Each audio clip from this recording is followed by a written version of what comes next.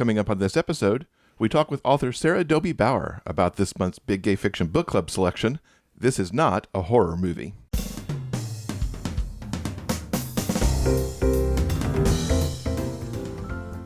Welcome to episode 340 of the Big Gay Fiction Podcast, the show for avid readers and passionate fans of gay romance fiction. I'm Will, and with me, as always, is my co-host and husband, Jeff. Hello, Rainbow Romance readers. It's great to have you back for another episode. So before we dive into this week's author interview, we thought it might be fun to take the opportunity to talk about some of the Halloween-themed television that we've been partaking of. And most recently, that has been the new series airing on USA and Sci-Fi. It's Chucky, the classic series of movies featuring an animated doll possessed by the spirit of a serial killer, now has his very own TV show. And as we're recording this episode, we've only watched the premiere. But boy, I don't know about you. What's not to love? Yeah, I certainly liked it. If you've listened to this show for any length of time, you know that horror movies are not exactly my thing, and I really have a thing against dolls that move about on their own and talk and stuff, because I have some deep-seated terror from like The Twilight Zone and Night Gallery and some other things back when I was a kid. Chucky somehow has never fully bothered me, though, and I find more humor in what goes on there than horror. And this new series, I was hooked from some of the very first promotional material that they had out about it. So far, I'm just really, really into it. Yeah, it's true. Depending upon your personal feelings about dolls that come to life, this may or may not be your personal thing. I feel Chucky kind of falls into that particular style of horror from the mid to late 80s that's very personality-driven. In a way, I think Chucky is very similar to Freddy Krueger, who in their original incarnations in the first movies may have been scary, but as the series progresses, they become the heroes of their own story, full of violence and snappy quips. Because Freddy Krueger was one I could always watch too, because I was kind of digging that whole vibe that he gave off. So maybe that is my thing with Chucky, that it's more of the Freddy Krueger thing than a doll that came to life. Yeah, personally, Chucky doesn't freak me out. But I'm certainly enjoying this particular incarnation in all of its violent outrageousness. The series kicks off with the story of Jake. He's an awkward gay teen in middle school, experiencing all the drama that entails, and he picks up a vintage Chucky doll at a yard sale, and he intends to use it as part of his outsider art. But as Chucky always seems to do, he worms his way into the hero's life, and people start dying. I'm 100% on board with this idea. I don't know about you, but my middle school experience wasn't ideal. So if a murderous doll came along and said, hey, let's be friends, we'll take care of all those shitty people who make fun of you, I'd be like totally on board with that. Yeah, I think I would be too. That's our darker side there, folks. You think we're nice guys doing nice things a lot, but we do have that darker side lurks beneath. But yeah, I mean, what tormented middle schooler is not going to take the opportunity to perhaps have a doll take care of some of the people that pick on them? Yeah, I definitely like the vibe that's going on here. There's a podcaster involved as well, a middle school student doing a true crime podcast about the city that they live in, which is also kind of a nice little extra thrown into it. And from what we've seen, Jake and said podcaster will actually develop a bit of a relationship as this goes on too. So that's going to add a nice little young adult romance element to this story as well. So yeah, we recommend that you give Chucky a go, especially, I mean, hey, it's Halloween season. It's time to be watching something spooky, right? As Will mentioned, it is a USA and Sci-Fi show, so you can catch it on either network. Premiere episodes air Tuesdays at 10 Eastern and Pacific on USA. And speaking of Halloween, let's get into our interview because it definitely connects to the season. In no time, we have become big fans of Sara Dobie Bauer. As you know, we picked her new adult rom-com horror story for our book club selection this month. Plus, just last episode, you heard Will talk about one of Sarah's historicals that he enjoyed. So of course we had to talk to her. I had such an amazing time discussing This Is Not a Horror Movie and finding out exactly how much horror movie knowledge she's got. Spoiler alert, she didn't have to do any research for the references she put into that book. So let's get into this interview, which is perfect to get you into the mood to read this much book club selection if you haven't already, and to prepare for this month's holiday. Sara, welcome to the podcast. We are so happy to have you here. Thank you. Happy Halloween season. Yes, happy Halloween. It's the perfect time to read This Is Not a Horror Movie, which, of course, is our Big Gay Fiction Book Club selection for October because Will and I just adored it so, so much.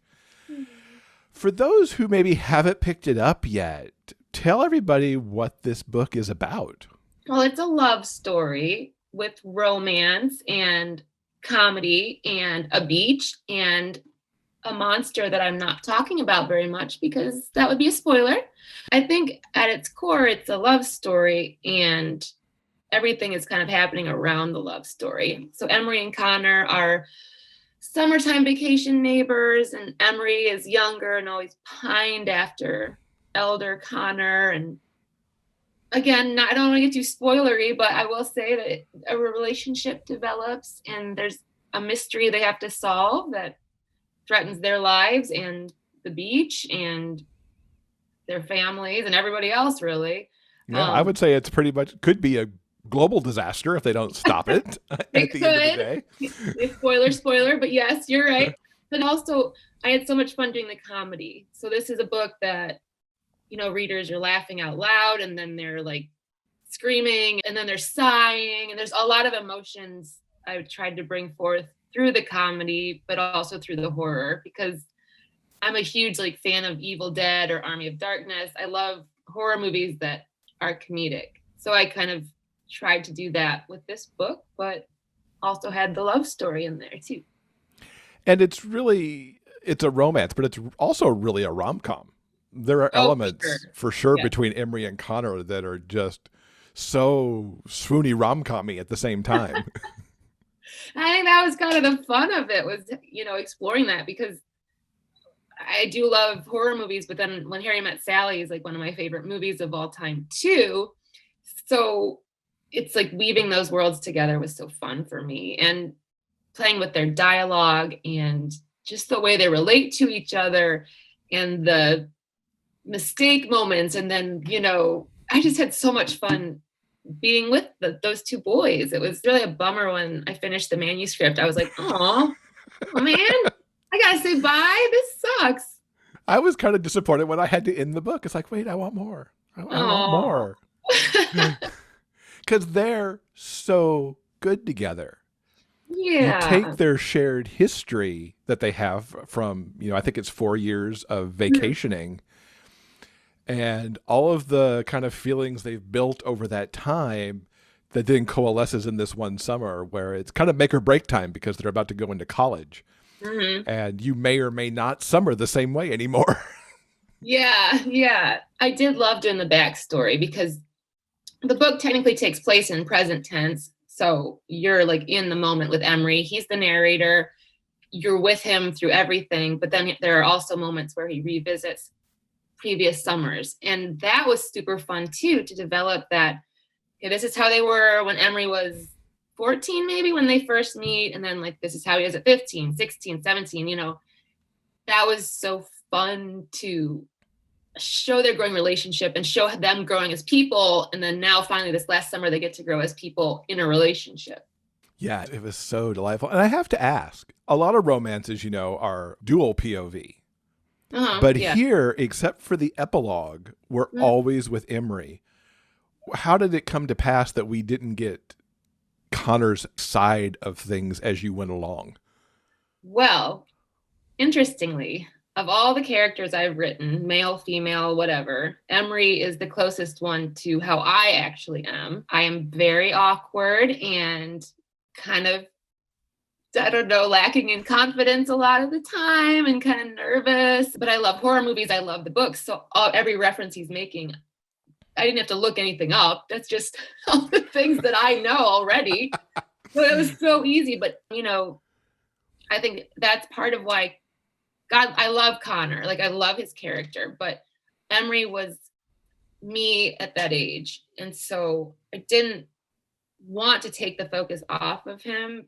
Maybe it's a selfish reason. I don't know, but I was almost like exercising my own demons about my self-worth, my confidence, my body image issues at that same age, at 18. And so I just put all my heart into him. And his sense of humor is literally just me. Like, I'm writing this book like, this this is so funny because it's just like jokes that I would tell. And my friends have all said that, like, you wrote yourself as an 18-year-old gay boy. And I was like, I did. But I also, we have things in common because we both like men and we both like horror movies. So it wasn't that much of a stretch, really.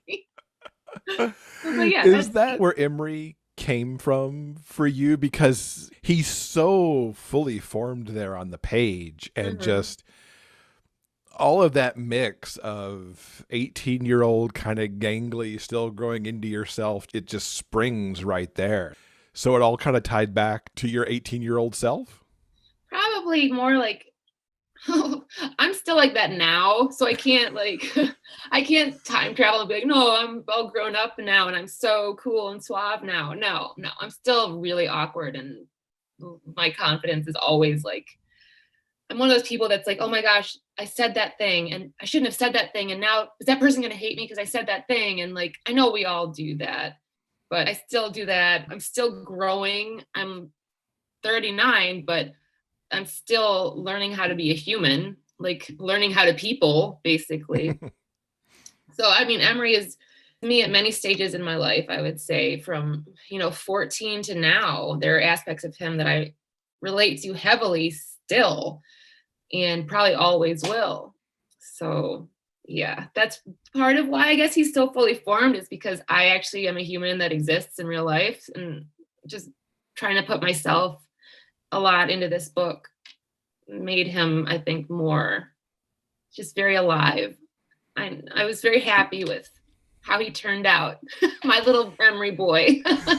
And then you had the narration that you got for the audiobook too. Oh, yeah. Nailed so much of Emory every step of the way too. I don't know that you could have asked for a better narrator. Okay, so interestingly, the day the book came out, literally the day the book came out, my narrator emailed me. And I was like, first of all, I'm like, how did you read this already? It came out like 6 hours ago. But he messaged me and it's like, hey, so can I narrate this? And I said, yeah, send me a sample. And as soon as I heard his sample, it was just like, oh my God, you're literally Emory. Like, oh my, we have to hang out in real life sometime. And like every comedic delivery, every joke, every awkward moment, it's like Blake just totally owned it and made it. He just understood Emory. And I think a lot of the things with Blake also, he went through a lot of the same things that Emory did also. And so he, in his email, it was really cute because he said, I related to both Emory and Connor at different points in my life. So that was really fun for him to be able to put himself into it, kind of like I did too. Almost like we're both exercising some old teenage demons, It's interesting how you put that. Yeah. Kind of writing all that stuff or performing all that stuff out into the world in that way. Yeah. Blake Lockhart is my narrator's name. I want to give him full love and devotion and credit for his brilliance. And he's doing a lot of other gay romances right now. He's narrating like a lot. He's getting super popular, super fast. And so if you can look up Blake Lockhart, definitely check out all the other books he's done as well. We'll definitely link to those, and we'll definitely check him out because we certainly became fans from this book. I know, he's so good.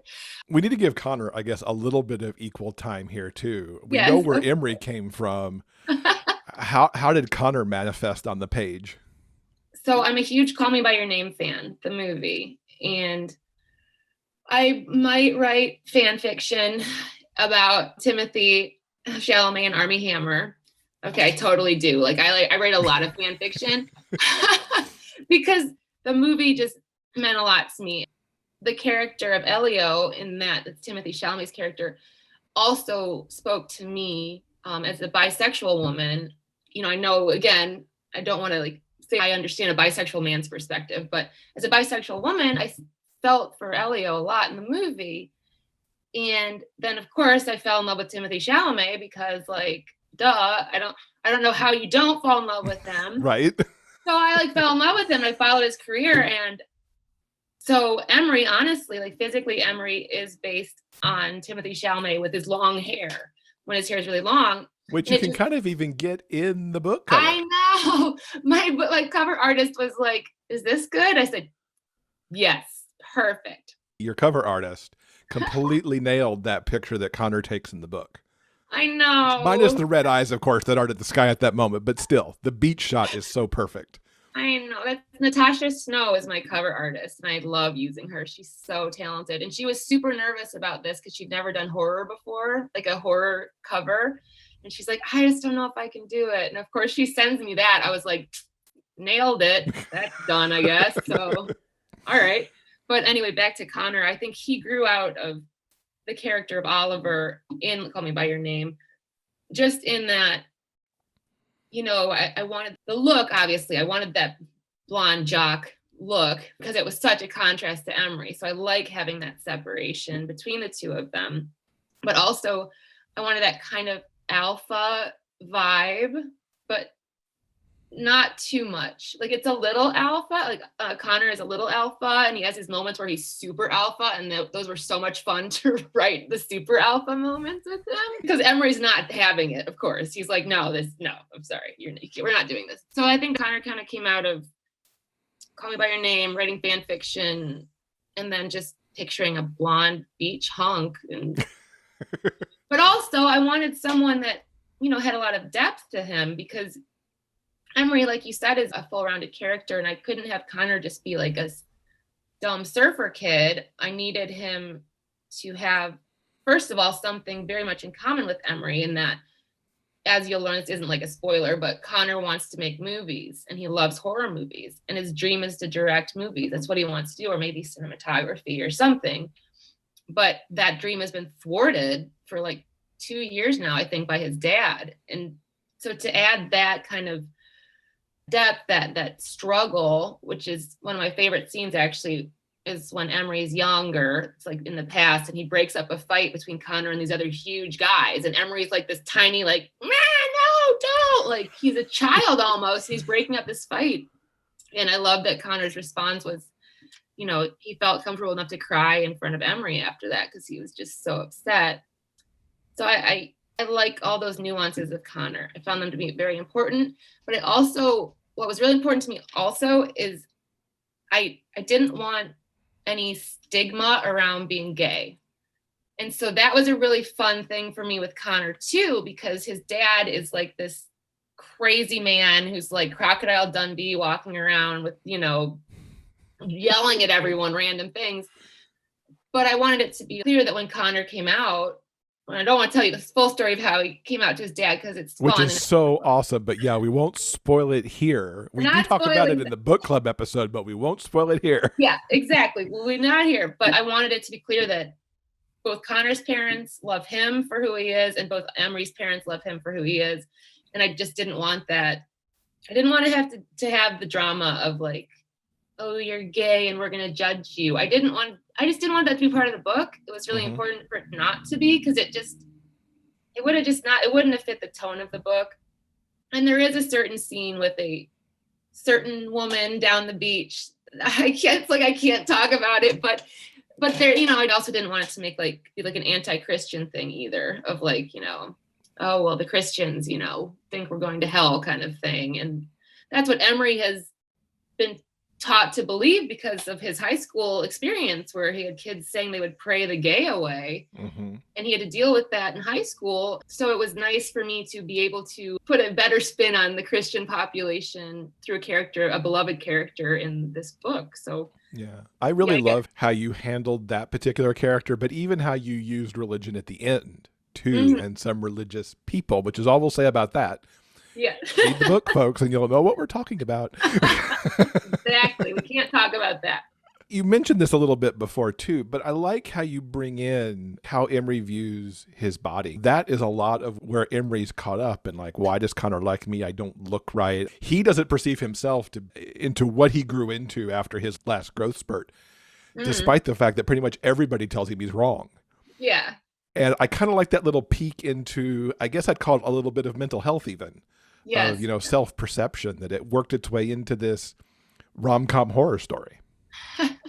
Well, and yeah, that's always in every book I've written, is mental illness and mental health, because that's what I've been dealing with since I was 14. And so like I mean, when I was 14, I thought I was super ugly, and I would write myself really mean notes about how you're so ugly, everyone hates you. And that went on for like 2 years before someone thought maybe we should get her some help. And I luckily did, but I have, I continue to battle depression and anxiety, and I always will. They're not like, it's not like a cold. You can't take an antibiotic to cure depression and anxiety. You just have to learn how to take the right medication if you go that route, or find the right treatment, or keep going every day despite having, many bad days in a row. You have to learn how to deal with your own issues in your own way. So that's why every book I've ever written has some aspect of mental illness or mental health. Some of them are way, way heavier than other ones. This was more of a sprinkling. But as I knew this would be kind of, the demographic on this book is huge. Like the age range is huge of the people that have read it. I've had teenagers reaching out to me, and I've had like 60-year-old moms like reaching out to me.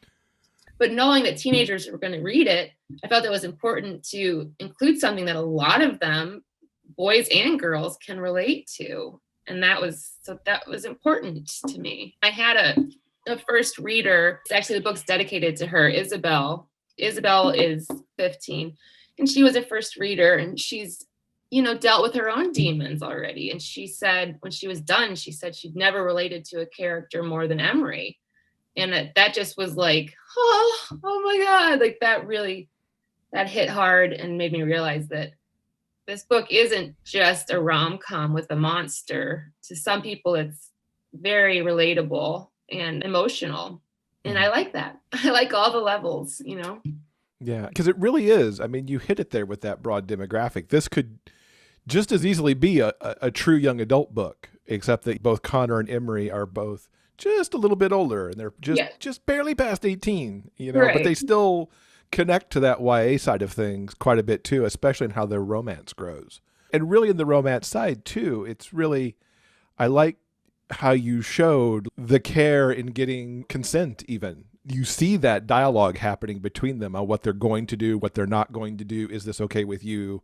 And things like that, which is such a great story, really to present to any audience, but certainly to the younger readers. Mm-hmm. I hope so. Yeah. Yes. I love that moment when this isn't spoiler either, but they do kiss. It's not a spoiler. It's a romance. They kiss. It's a romance. They kiss. But I do love that moment when Connor's like, you want to go upstairs? And Emery's like, no, it's way too soon for that. So I like that moment a lot. Yeah. I think that's important, especially with this generation that's growing up, to be like, no, it's too soon. Like, no, I can't do that yet. And even more that Connor's like, okay, we're not doing that. Yeah. No pressure, no nothing. Mm-hmm. Let's talk a little bit about some of the horror side of the story, since we've talked about romance a little bit. Yeah. Now, you already mentioned that you didn't have to do research for this. No. And there's certainly your bio that says you'd like to live in a Tim Burton film. Yes, I would. So to start this kind of conversation, which Tim Burton movie or movies, if you're going to do a mashup, where do you want to be? Nightmare Before Christmas. I want to literally be Jack Skellington. I was Jack Skellington for Halloween last year, so I'm a little obsessive about that. I actually listen to the soundtrack when I get ready in the morning. So. Oh, that is awesome. I'm such a nerd. I love it though. But yeah, I would love to live in Nightmare Before Christmas because you have my favorite holidays. You've got Halloween and Christmas, and you can visit and live in either place. And yeah, that's the one. That is very cool. I kind of figured it might be that one just for the mashup. I thought you might have kind of guessed that already. Yeah. You had all these references in your head to pick from. How did you really kind of come down to where Emory would have his focus, so much Stephen King and then the good movie references to use? I think because I love horror movies and I know them so well, and I know the template, I know the rules, I know all the things about making and writing horror. So the references, like I said, I didn't do research. I also didn't have to think of the references. It was just because it's my normal life. I make horror movie references every day, probably. Luckily, my brother knows all of them, so I can communicate with him and not sound like a weirdo. So I have one person that's like, oh yeah, no, I get that. Yeah, that makes sense. So those references just kind of flowed.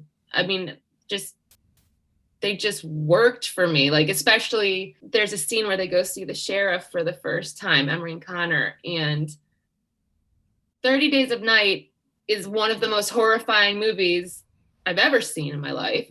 And I probably will never watch it again. Like, once was fine. Have you seen that one? Oh no, just by you saying, seen it once and that was enough, I'm pretty sure that's what I never need to see. Okay, yeah, probably not. But there's a scene in the movie where they're trying to find, the authorities, and there's the creaking sounds and just dark. And so as soon as they went in that sheriff office and they hear a creak, I'm like, well, that's just like 30 Days of Night. It just kind of flowed because it's like my everyday life talking about horror movies at all times. And that's really the cool thing that you've done, because you could tell, that you know everything, as we said, just like Emory does, because it's every archetype that I can ever remember, especially out of 80s horror movies. Nightmare on Elm Street, Scream, which of course is a little later on, Yes. but Friday the 13th, about, the adults who nothing's happening here. The sheriff, that very sheriff archetype that we've seen a zillion times in horror movies. Oh, yes. I love that scene on the back patio when Emery's talking to his father and he's like, you want me to be one of the dead kids at the end of a horror movie? Do you? And his dad's like, all right, fine. Like, I know, so it's true though. The parents never listen. If they just listen, their kids wouldn't be stabbed in their beds and having nightmares and Freddy Krueger coming to get them and stuff. So. Right. It's all the parents' fault. Yeah. Parents, listen to your kids when they talk about monsters. They're real. I love the 80s things that you built in here too, which surprised me a little bit, given that we're talking about a book that is essentially set now. Mm-hmm. The reference to Tom Selleck ad Magnum PI, Mm-hmm. the references to Golden Girls as Comfort TV. So those are other examples of autobiographical, because my friend in college, my roommate in college, if we watched a scary movie, she would have to watch Golden Girls before we went to bed. So that's directly from my own life. I was impressed, especially with Magnum, that Emory and Connor would be like, yep, Tom Selleck Magnum. That the teenagers of the now would know Tom Selleck from then.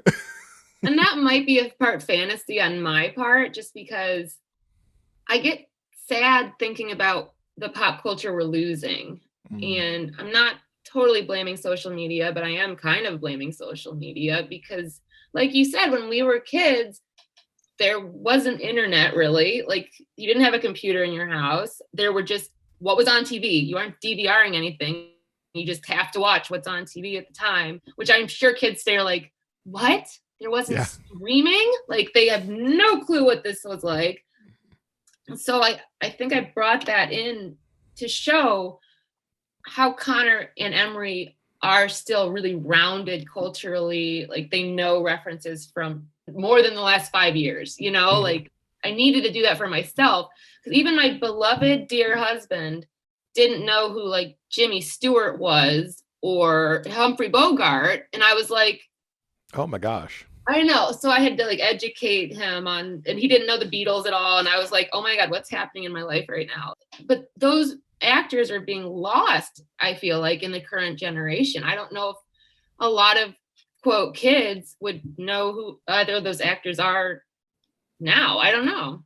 Yeah, so I brought that in to be like hopeful of like, please look outside your own generation and learn things from older people. Like, I sound so old when I say that, but I'm like, please learn from your elders, please, Without getting spoilery, if we can, how did you come up with the villain for this story? Oh God, I can't answer that non-spoilery. Oh, I can't do it. I can't think of it. This is like a puzzle. Like, how do you do this without saying anything? I will say that I made a villain who represents everything Emory is not. And that's where the villain kind of came from, I think. And that's important. Because I know there's the idea of making the relatable villain and arguing that like Michael Corleone, we're always rooting for him and he's like murdering people, but he's, we like him. I didn't want to do that. I just wanted a villain. So I had a blast just making a villain that Emory would clash with. That's all I can say about that, I think. I think you kind of hit it on the head, although I hadn't thought about it that way before. There is nothing likable about this villain. They are just a villain. They don't need a backstory, although you give a little bit of a backstory. Yeah. But they don't need that backstory. It just is, and now we have to get rid of the problem. Yes, exactly. Yes, we do. Yes. How was it for you to really balance the romance beats and the horror beats? Because one of the things that I liked so much here is that, for the most part, and maybe all the way through, like, the horror didn't necessarily interrupt a romantic moment. I don't think it's a spoiler to say that as Connor and Emory are on their first date, it's not interrupted by, woo, this thing happened and now we're not able to complete the date. Yes. So they got to have their complete moments together and then deal with the horror, but yet it all wraps together in a nice, well-paced package to kind of propel you along too. I think I got lucky a lot of the time, honestly. Like, it's a really educated answer, I know. But it also, I wanted their love story to be in the forefront. I wanted the horror to be the backdrop of it.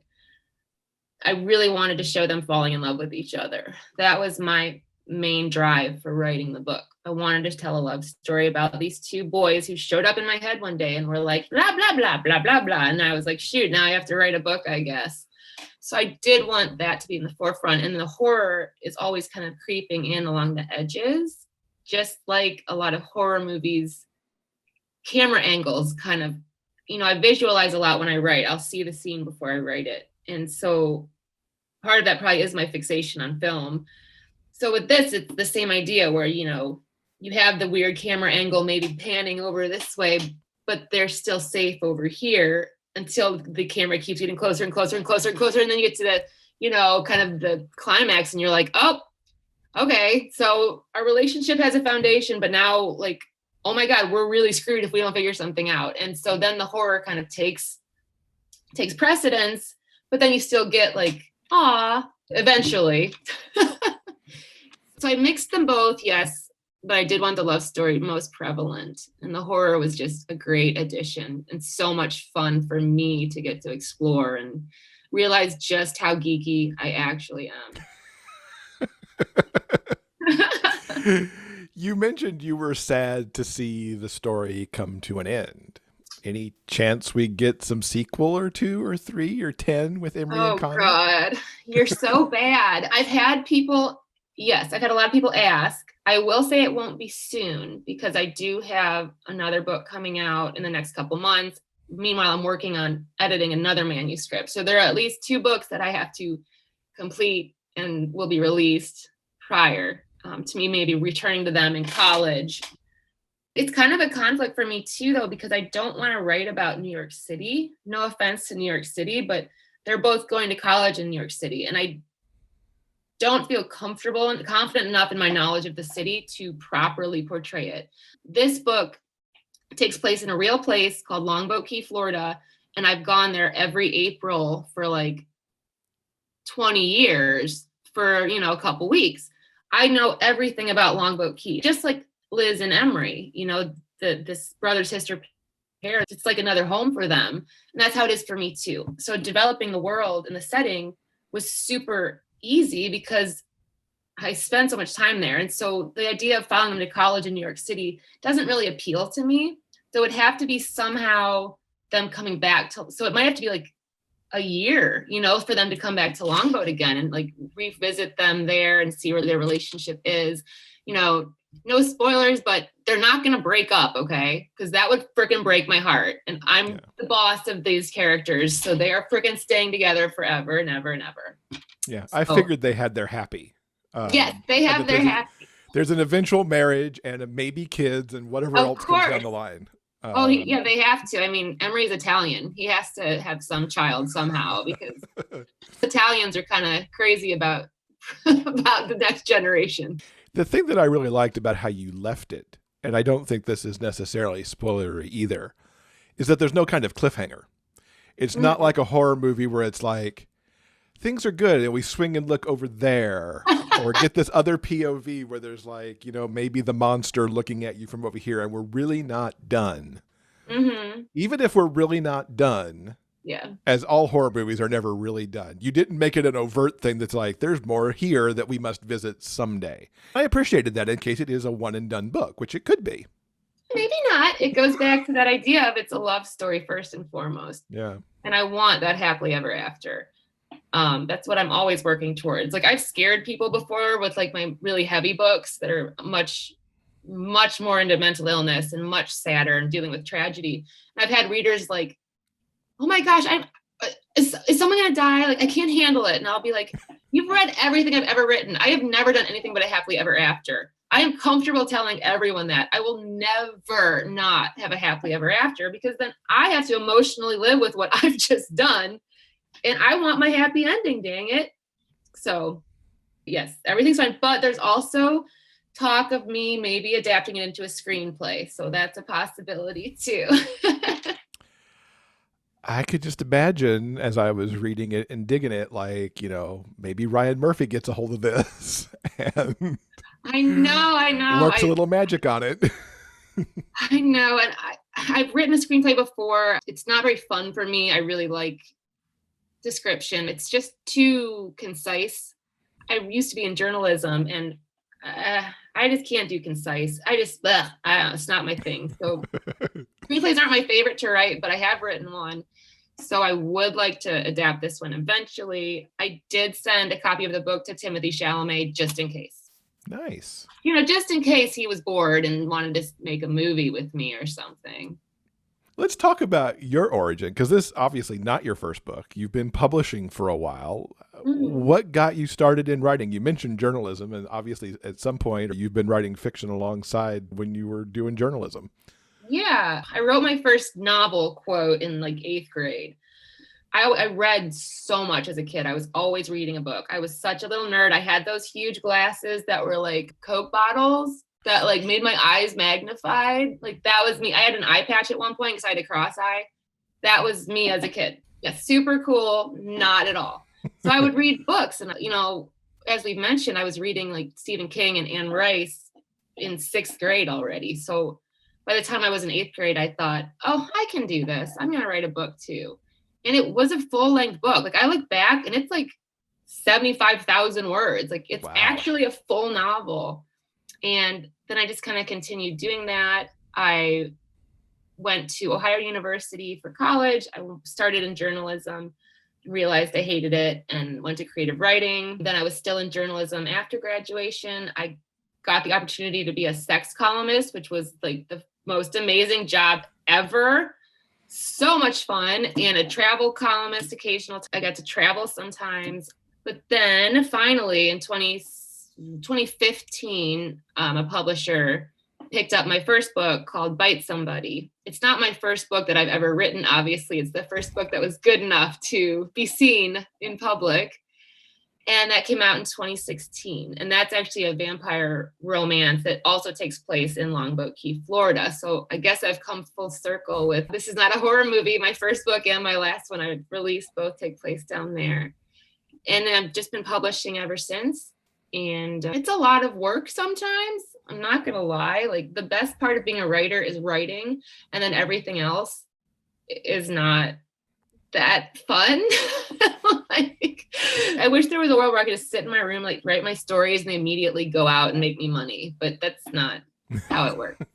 Sadly, I still write pretty much every day. I still read a ton. I've started mentoring younger writers and I've been to conferences and talked about social media. I've done all the things. But the favorite thing at the end of the day is always going to be sitting here at this desk and just being by myself and talking to invisible fictional characters. I hadn't looked up before to see if Longboat Key happened to be real. So yes. It's kind of cool that it is, but also in the same way that Stephen King has scared me off of ever going to Maine. Now that you've put 2 books in Longboat Key, I'm pretty sure I'm never going there either. Ironically, Stephen King has a house down there.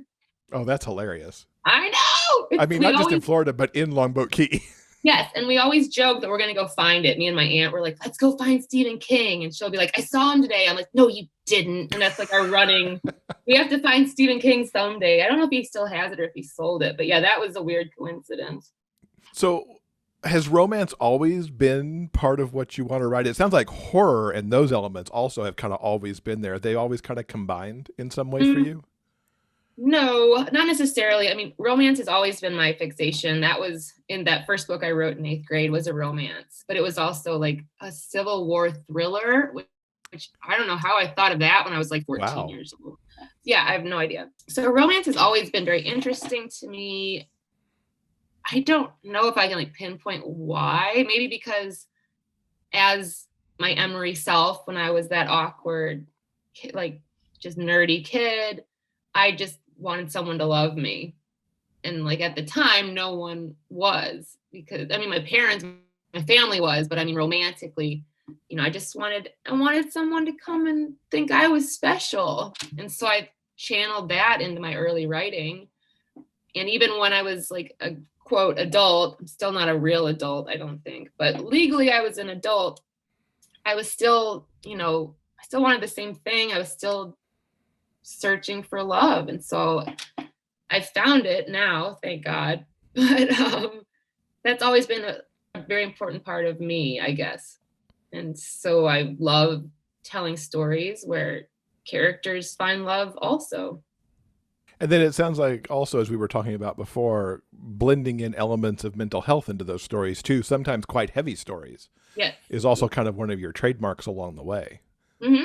Yeah, always. I mean, ever since Bite Somebody, there's always mental health. And my book, We Still Live is one of my earlier novels.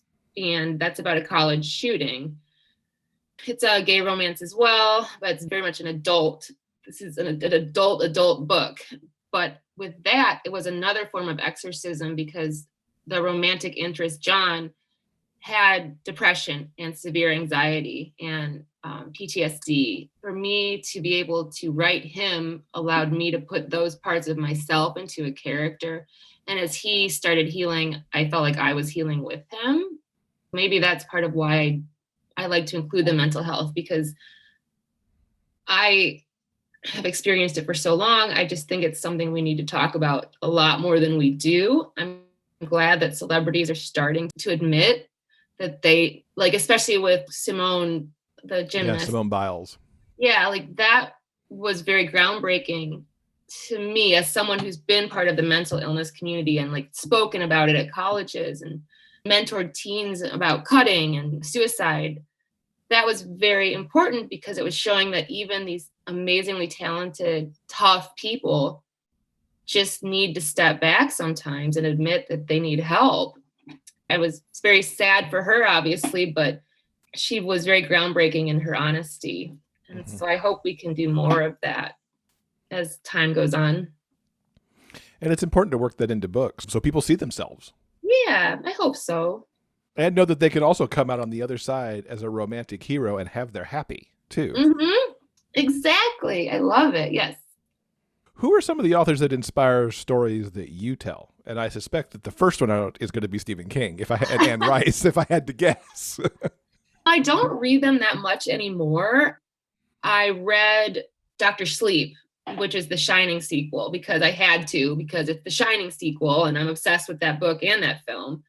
That was fantastic. But that was probably the first thing I'd read by Stephen King in a while, because as I've started writing more romance, or as I've been like immersed in the romance novel culture, I read a lot of romance now, especially gay romance. So authors like Lucy Lennox or Lily Morton are two of my favorites. But there are so many. It's like, it's just ridiculous how many good writers there are. And I also am so proud of them because a lot of them are self-publishing and just doing amazing work. And it's so cool to see that all these creatives are just like coming out of the woodwork, and that gay romance has become such a huge market is wonderful to see. I wrote my first bisexual character in Abstract Love, which came out, I don't know time anymore because of COVID. It came out like last year, but that was so fun for me because I'd always written either heterosexual or gay and never bisexual. And finally I got to like put like that part of myself into a book too. That was so fun. So I'm so happy that the LGBTQ community is so represented in romance right now. And that especially gay romance is like, like it's a really big market right now. And that's freaking awesome. I love that. For people who are going to try to maybe get a little bit of a horror movie primer out of This Is Not a Horror Movie, any particulars you would send them down the path of watching first? I don't know if I mentioned this one, but my favorite horror movie is a horror comedy called Trick or Treat. I love that. So it takes place in Ohio, which is where I live, because everything bad happens in Ohio, apparently, or Maine, as you said. Maine. But that one's so atmospheric, and it has all the different tropes and different monsters, and they all connect. It's like this Pulp Fiction meets a horror movie comedy situation. And Sam, my favorite like evil little character, is in Trick or Treat. People should do Trick or Treat. This time of year, I always go for atmospheric, but the king of all horror movies is The Shining. That is, to me, the most terrifying. Beautifully made, well acted. The score is exceptional. Like The Shining is the gold standard for me. But still, I love Evil Dead. I love Army of Darkness, Cabin in the Woods, all of these comedic horror films that are so over the top. And it's just wonderful. It's very relaxing. It's a weird thing to say about horror movies, but I find them relaxing. If you want to go old school, I mean, I'm not a big Nightmare on Elm Street fan, but I love Friday the 13th because summer camps are they're just inherently creepy, bad ideas. Like put a bunch of kids in the woods and see what happens. And that's why I just finished the Fear Street trilogy. It's on Netflix right now. Yes, and so that good. was so good because I grew up reading R.L. Stine also in the Goosebumps books and Fear Street. So that's a really great starter too, because it's kind of quote advanced because if you don't know the tropes, you're going to miss a lot of the like Easter eggs, I feel like, because they use so many tropes in that trilogy that like if you know horror, you recognize so many of different aspects that you've seen other places that they're recreating and reinventing and making really scary. And just, oh yeah, that trilogy was so good though. So those are some. I could go on forever with this question, so I'll stop because that's a good starting point, I think. So you, as you mentioned, you're reading a lot. What are some books you've read recently that you would actually recommend to our listeners? Oh boy. I've been kind of dark lately, so I don't know if these are good suggestions or not, but Only James is a gay romance author, and their books, it's called the Necessary Evils series, and there are two. They're very stalker-ish. Serial killer falls in love with unsuspecting normal human, but they're really hot, and Only is such a great writer, and gosh, I just devoured those. Those are like read in one sitting books. At the same time, I'm reading a book right now. This is a ridiculous title, but it's called Witches, Sluts, Feminists. And it's nonfiction. I know, isn't that the craziest title? That's an amazing title. I know, I was like, I have to read this, but it's nonfiction and it's about female sexuality and how we've been kind of ruined by the patriarchy and, you know, taught that we aren't supposed to be sexual, we're supposed to be Donna Reed. And so that's been a really fun book to read also, but it is nonfiction. So it might not be the complete target, you know, for your audience, but it feels like an important book for now.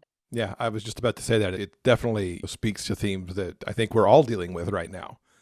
You mentioned a couple things coming up next. You're editing a manuscript. You've got another book that's coming out soon. What can you tease us about those? Well, the next book that's being published, I'm with Carnation Books. They did my book, Handsome Death, and my novella, A Lord to Love. So this is my third time working with Carnation Books. And the next book coming out with them, it'll probably come out in the next few months. And it is gay romance with fated mate werewolves that really don't want to be fated mates, but they don't really have a choice. That one's kind of dark because we're dealing with a double homicide at the beginning of one of the lead character's parents. And so we're dealing with who killed these parents, and now these people are fated mates and they don't even know each other, but they're going to be together for the rest of their lives. Like, what weird pressure would that feel like? And so that's next. So it's werewolves, and yeah, I love the fated mate thing. That's one of the tropes I enjoy reading about.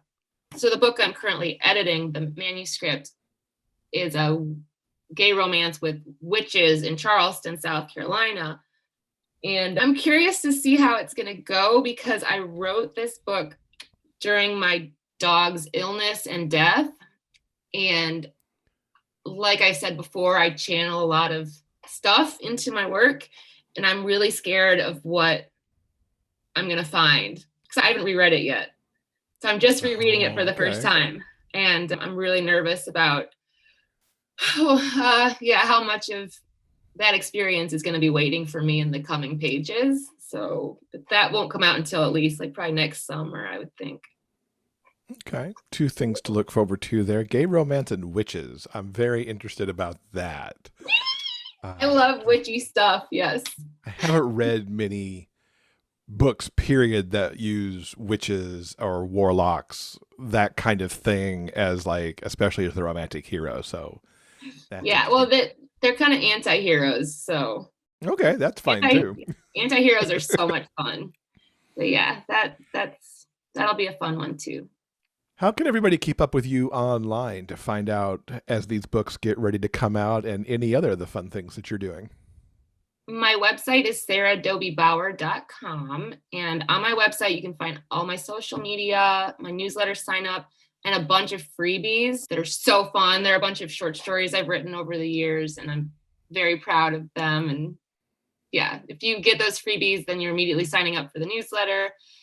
But yeah, I would love it for everyone. Come visit me on social media. And I also have a private group on Facebook called Sara Dobie Bauer's Sexy Circle. And that's really where the magic really happens, because that's where I find my beta readers, my early reviewers. I announce everything there and nowhere else. They're in the know over in that group. If you want to come visit us there, we're pretty ridiculous together. We have a really good time.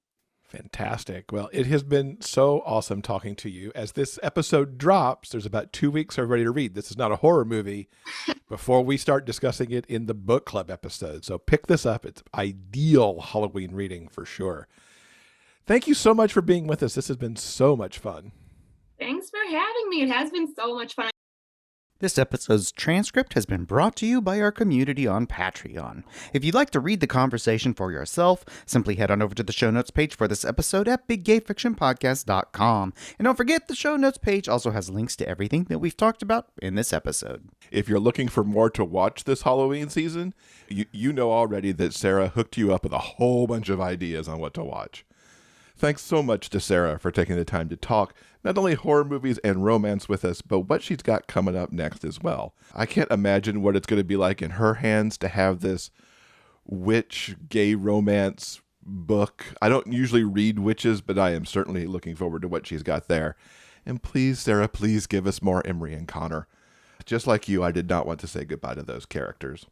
And don't forget, book club episode featuring This Is Not a Horror Movie will be in your podcast feed Thursday, October 28th. Coming up next on Monday in episode 341, author Mary Farmer joins us to talk about her new book in her brand new series. It was such a wonderful conversation with Mary talking about historicals. She's got 2 degrees in history, and so she knows her stuff. And we all know from some of Will's reviews that she writes excellent gay historicals. On behalf of Jeff and myself, we want to thank you so much for listening. We hope that you'll join us again soon for more discussions about the kind of stories that we all love, the big gay fiction kind.